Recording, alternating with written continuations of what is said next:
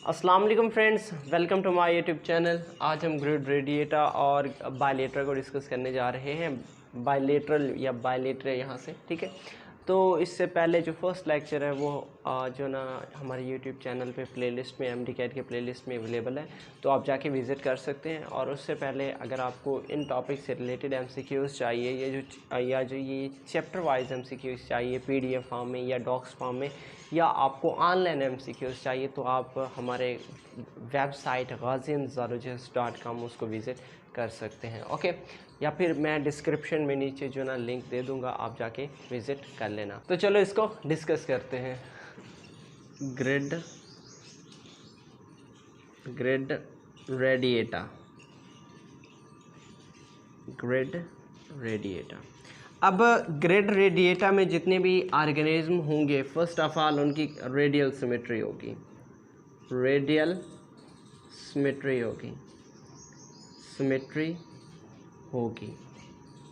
और उसके अलावा एक और बात है कि इसमें जितने भी ऑर्गेनिज्म आ जाते हैं वो डिप्लोब्लास्टिक होते हैं।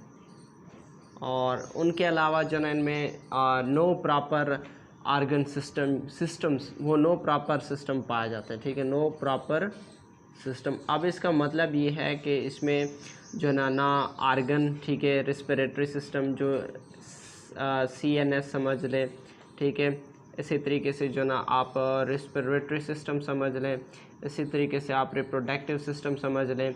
तो इस तरीके के जितने भी सिस्टम हैं वो इनमें एब्सेंट होते हैं, लेकिन इनमें एक्सक्रीटरी सिस्टम मौजूद होता है। एक्सक्रीटरी सिस्टम मौजूद होता है, ओके, मौजूद होता है।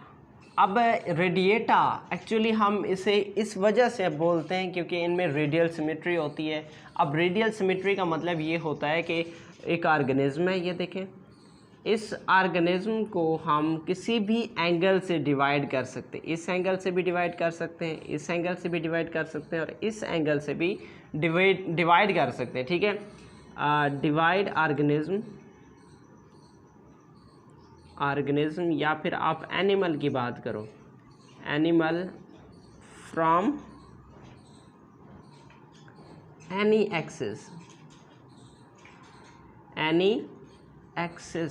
into equal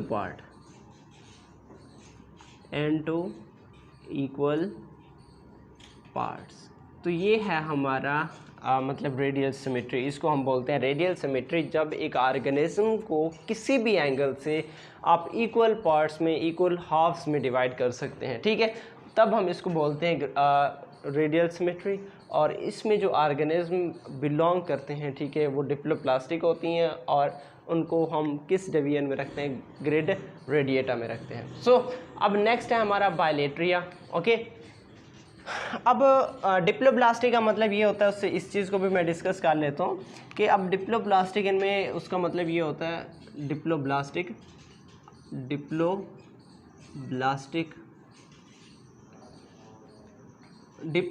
का मतलब होता है कि इसमें 2 लेयर्स होते हैं, डाई मतलब 2, ठीक है। अब वो क्या है कि इसमें एक होता है एक्टोडर्म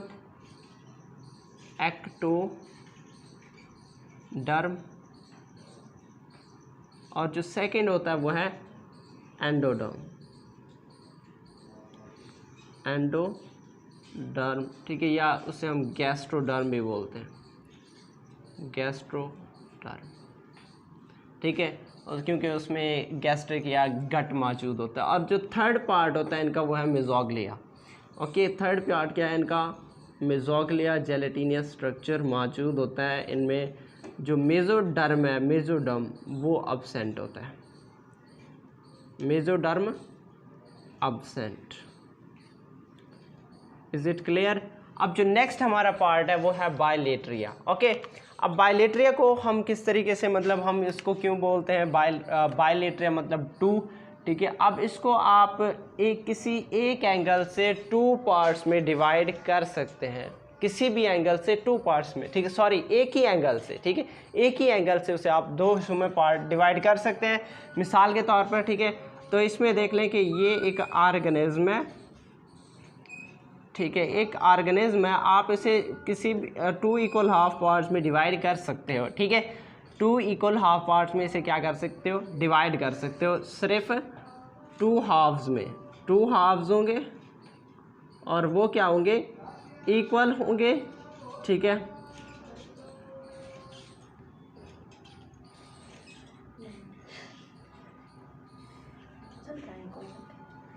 जब 2 इक्वल हाफ्स में उसको डिवाइड कर सकते हैं फ्रॉम 1 एंगल। ठीक है, 1 एंगल, तब हम इसको बोलते हैं बायलेटरल सिमेट्री। एक ऑर्गेनिज्म है, ठीक है, एक ऑर्गेनिज्म को हम क्या कर सकते हैं, 2 हिस्सों में क्या कर सकते हैं, डिवाइड कर सकते हैं फ्रॉम एनी एंगल। ठीक है, या फिर आप बात कर लें हमारी, ठीक है, कि अगर हमें सीधा यहाँ से जो ना हमारा एक प्लेन बनता है कि आधा इधर आधा उधर। ठीक है, तो 2 इक्वल हाफ पार्ट्स में क्या किया जा सकता है कि किसी भी ऑर्गेनिज्म को जब 2 हिस्सों में डिवाइड किया जाता है सेंटर से, तब हम उनको किस एंगल में रखते हैं, बायलेटरल। ठीक है, बायलेटरल उनकी सिमेट्री होती है और ग्रिड बायलेटरिया में उसको रखते हैं। Okay, grade bilateria. Okay, grid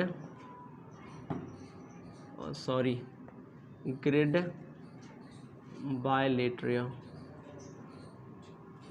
actually video घर में बना रहा हूँ तो इस वजह से थोड़ी सी इशू हो रहा है, बट प्लीज़ एडजस्ट। ओके, बायलेटरिया, इसमें कौन से ऑर्गेनिज्म आ जाते हैं जिनमें मतलब ये ट्रिप्लोब्लास्टिक होती हैं, ट्रिप्लोब्लास्टिक,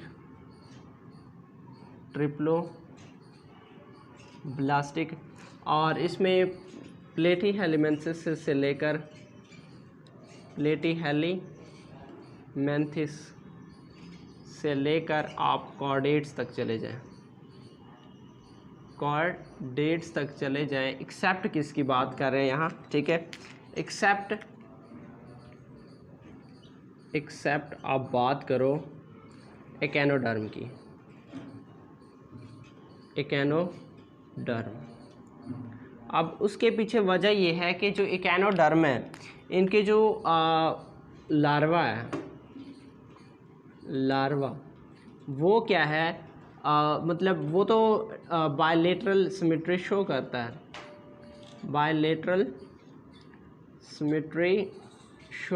है, ओके, लेकिन इसका जो एडल्ट होता है, वो पेंटा रेडिएटल या फिर रेडियल सिमेट्री शो करता है,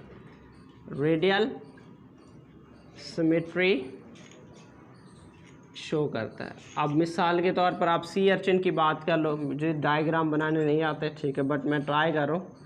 ठीक है, ऐसे, ठीक है, फॉर एग्जांपल ये क्या है, एक ऑर्गेनिज्म है। अब इसको आप ऐसे भी डिवाइड कर सकते हो, इसको ऐसे भी डिवाइड कर सकते हो, इसको ऐसे भी डिवाइड कर सकते हो। ठीक है, तो अब इसमें क्या हो रहा है कि आप ऑर्गेनिज्म को मोर देन 1 एंगल से आप इक्वल पार्ट्स में डिवाइड कर सकते हैं, तब वो क्या शो करेगी, रेडियल सिमेट्री। और ये रेडियल सिमेट्री कौन शो कर रहे हैं, in the case of adults of echinoderm. ठीक है, एकेनोडर्मेटा में जितने भी ऑर्गेनिज्म हैं उनमें उनके जो लार्वा होते हैं वो बायलेटरल सिमेट्री शो करते हैं, लेकिन उनकी जो एडल्ट होती है वो कौन सी सिमेट्री शो करती है, रेडियल सिमेट्री शो करती है। और उसकी वजह यह है कि उनमें जो ऑर्गेनिज्म जब डेवलप हो जाते हैं उनमें मुख्तलिफ़ किस्म के आर्म्स बन जाते हैं, 4 आर्म्स 5 आर्म्स। ठीक है, आप स्टारफिश की बात कर लो, 5 आर्म्स होते हैं। ठीक है, तो वो क्या कर सकते हैं कि उनको हम मोर देन 1 एंगल से क्या कर सकते हैं, डिवाइड कर सकते हैं। ओके, तो ये बायलेटरिया में आ गया। अब उसके बाद ऑर्गेनिज्म को हम जो ना सिलोम के हवाले से भी, मतलब ये तो था उनकी बॉडी कैविटी के हवाले से या बॉडी लेयर्स के हवाले से। ठीक है, अब हम बॉडी कैविटी के हवाले से इनको डिस्कस करेंगे। ओके, ये जितने भी थे ये बॉडी किसके हवाले से थे, बॉडी लेयर्स के हवाले से थे कि इनमें 2 लेयर्स मौजूद होती हैं, उनमें 3 लेयर्स मौजूद होती हैं। ठीक है, और उसके बाद जो ना नेक्स्ट हम किस चीज़ को डिस्कस करने जा रहे हैं, एक दफ़ा फिर से रिपीट कर रहा हूँ कि जो ग्रिड रेडिएट है उसमें 2 लेयर्स मौजूद होती हैं, और जो ग्रिड बायलेटरी है उसमें कितने 3 जर्म्स लेयर मौजूद होती हैं, और वो 3 कौन सी होती हैं। ठीक है, ये भी डिस्कस कर देता हूँ कि इसमें एक्टोडर्म मौजूद होता है, एक्टोडर्म मौजूद होता है, एंडोडर्म मौजूद होता है, और एंडोडर्म के अलावा जो ना थर्ड क्या है, मेसोडर्म। ठीक है, डर्म वो मौजूद होता है। ओके, अब उसके अलावा अगर मैं थोड़ा सा इनको भी डिस्कस कर लूँ तो बेहतर रहेगा कि एक्टोडर्म, मेसोडर्म और एंडोडर्म। ओके, तो जो एक्टोडर्म है,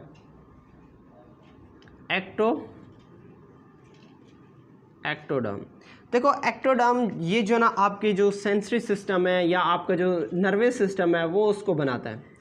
nervous system, sensory system, sensory system आपका मतलब सेंसरी सिस्टम में स्किन भी आ जाता है, ठीक है। तो ये इन चीज़ों को बनाता है। अब उसके बाद जो नेक्स्ट है एंडो, या आपकी बुक में लिखा हुआ है कि एंटेगुमेंट्री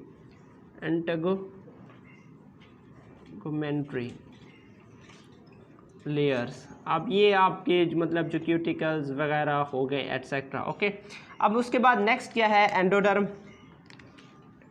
एंडोडर्म।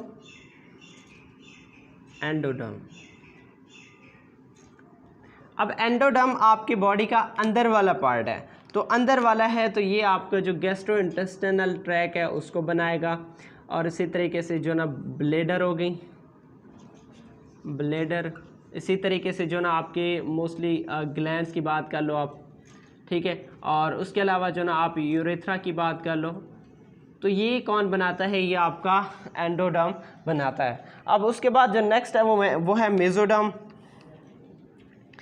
मेसोडर्म और भी मतलब बहुत ज़्यादा स्ट्रक्चर्स होंगे, आप जो ना देख लेना नेट पे, ठीक है। नेट पे जो NCBI है उसको मेन फोकस करना, जिस तरीके से विकीपीडिया है तो इसी तरीके से एक NCBI भी वेबसाइट है, national centre of biotechnology information, तो वहाँ जो ना एक्यूरेट इन्फॉर्मेशन आपको मिलेगी। ओके, ये सॉफ्टवेयर्स हैं किसके हवाले से, बायोटेक्नोलॉजी के हवाले से, तो ये मैंने ये चंद जो ना वहाँ से मतलब देखी थी तो आपको बता रहा हूँ।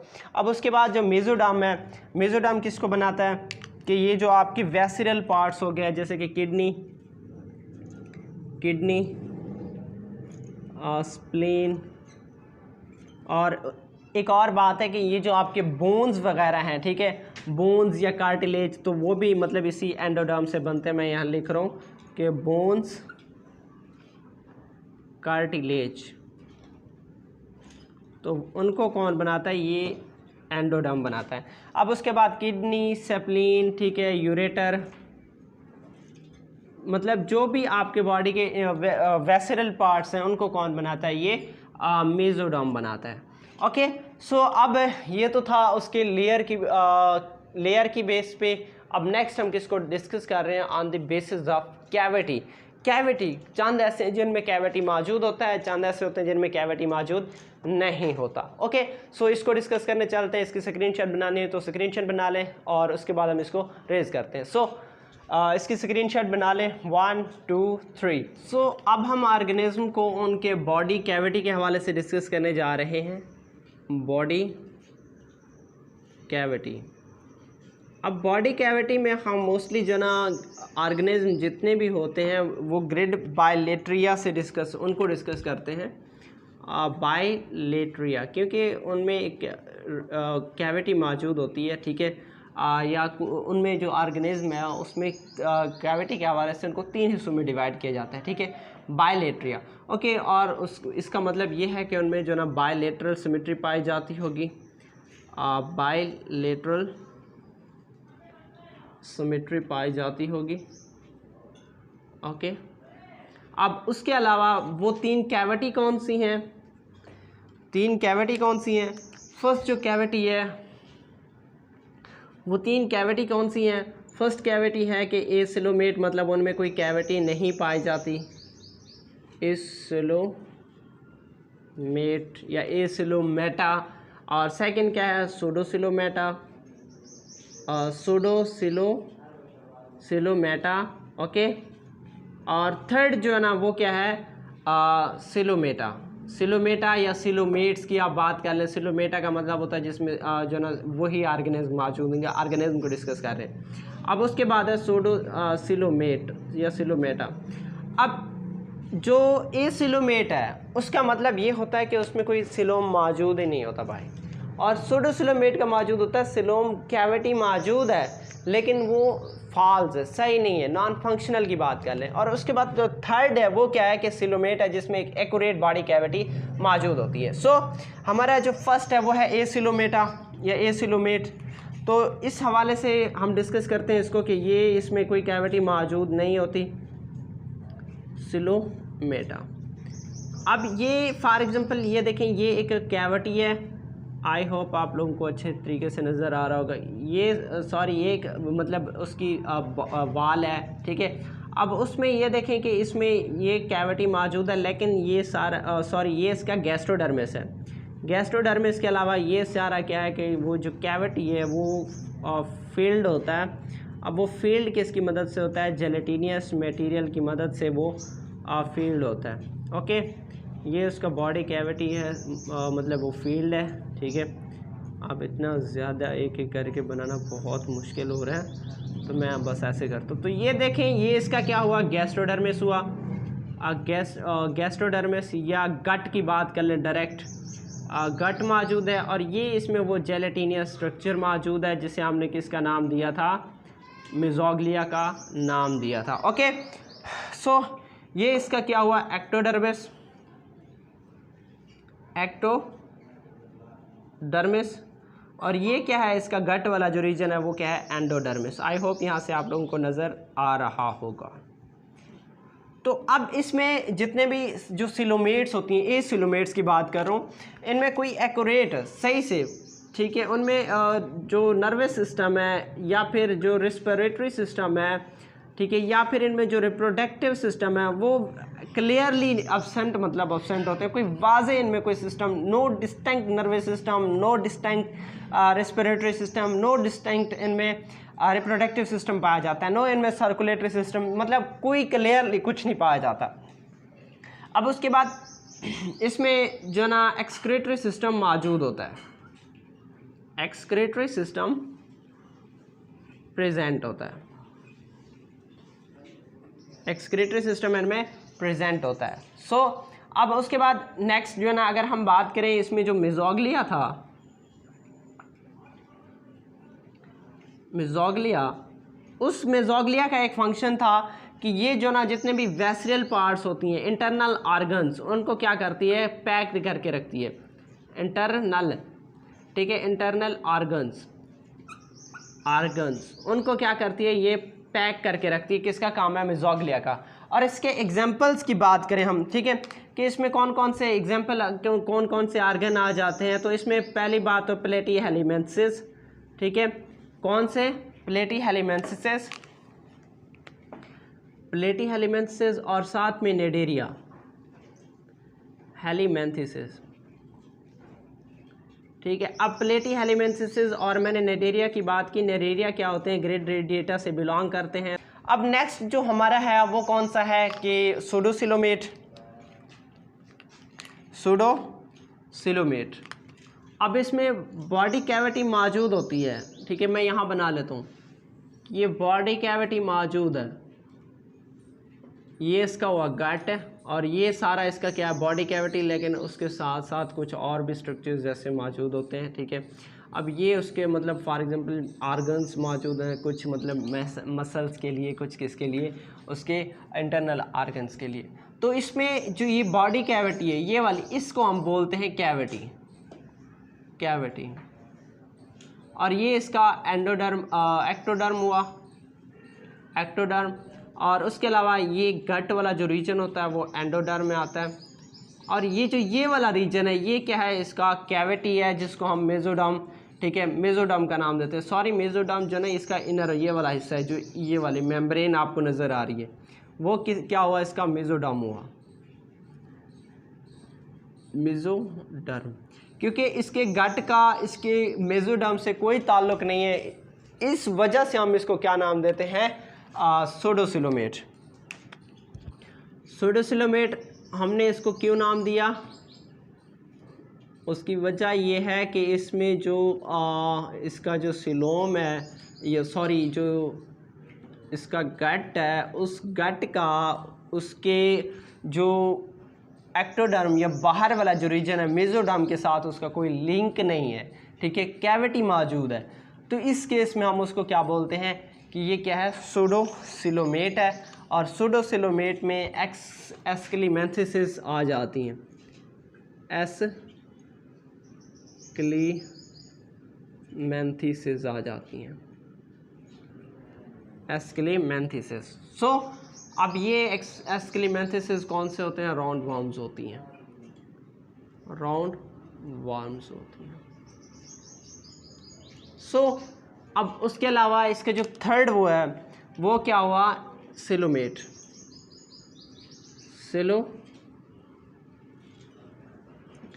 सिलोमेट। अब जो सिलोमेट है वो मतलब एक कंप्लीट, ठीक है, इसका क्या होता है, फॉल कैविटी होता है, फॉल्स कैविटी। और जो सिलोमेट है इसका क्या होता है कि ट्रियो कैविटी होता है, ट्रियो बॉडी कैविटी होता है, ठीक है। अब मिसाल के तौर पर ये एक स्ट्रक्चर है, ठीक है, अब इसमें ये इसका वो बॉडी कैविटी है और ये इसका ऐसे समझ लें कि ये एक्टोडर्म के अलावा जो ना ये इसका मेसोडर्म समझ लें, ठीक है। सर्कल थोड़ा सा टेढ़ा बन रहा है बट आप इसको एडजस्ट कर लें, ठीक है। अब ये इसका जो ये गट है, उस गट का उसके जो मेसोडर्म है या एक मेम्ब्रेन होती है पेरिटियल लेयर, तो उसके साथ इसका लिंक होता है। अब ये क्या है, इसका एक्टोडर्म आगे, ठीक है, और ये क्या है, इसका मेसोडर्म, ठीक है, और ये क्या है, इसका जो है ना पेरिटोनियम मेम्ब्रेन होता है, ठीक है, पेरिटोनियम। और ये क्या है, उसका कैविटी है। और थर्ड पे ये उसका क्या है, गट। गट किस में आ जाता है, एंडोडर्मिस में आ जाता है, एंडोडर्मिस समझ लो। सो अब इसमें कंप्लीट नर्वस सिस्टम पाया जाता है, ठीक है। इसमें क्या होता है, कंप्लीट नर्वस सिस्टम सारों की बात करो, नर्वस सिस्टम इसमें जो आप रेस्पिरेटरी सिस्टम की बात कर लें, ठीक है, या आप जो रिप्रोडक्टिव सिस्टम की बात कर लें, ये इसमें एक अब प्रेजेंट होते हैं, ठीक है। और उसके अलावा एक्सक्रीटरी सिस्टम भी इसमें वेल डेवलप होता है। और इसकी एग्जांपल्स की बात करें तो एग्जांपल्स में जो ना ये एनीलिडा से लेकर आपके जो कॉर्डेट्स हैं वो इसमें आ जाते हैं।